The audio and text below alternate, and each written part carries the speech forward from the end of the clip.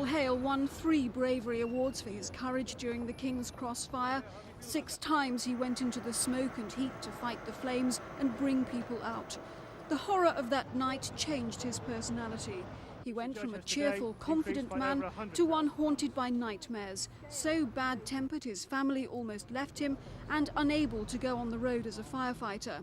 Today, almost 5 years on, the stress is still visible.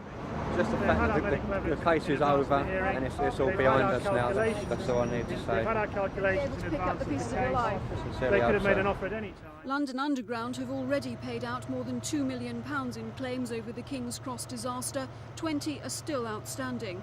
In the Hale case, they admitted liability, but challenged the amount of the claim and the degree of suffering. But psychologists say the bravest often suffer the most. Being a hero is no protection against later being a vulnerable human being. In a popular mind, if you've been brave once, you should be able to cope. But I'm afraid it isn't like that.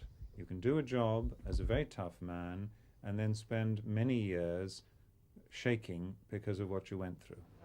And today, Mr Hale's solicitor criticised London Underground for putting him through the extra trauma of the court case. They had full details of the case in advance, they had our medical evidence, they had our calculations of what the case was worth. They could have made an offer at any stage, even at the door of the court, but they chose not to. They chose to fight it all the way through.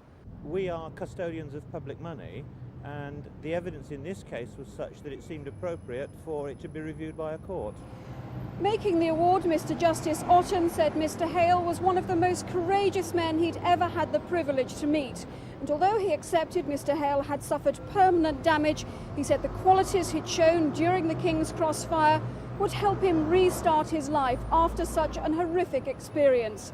This is Mary Marr at the High Court for Thames News.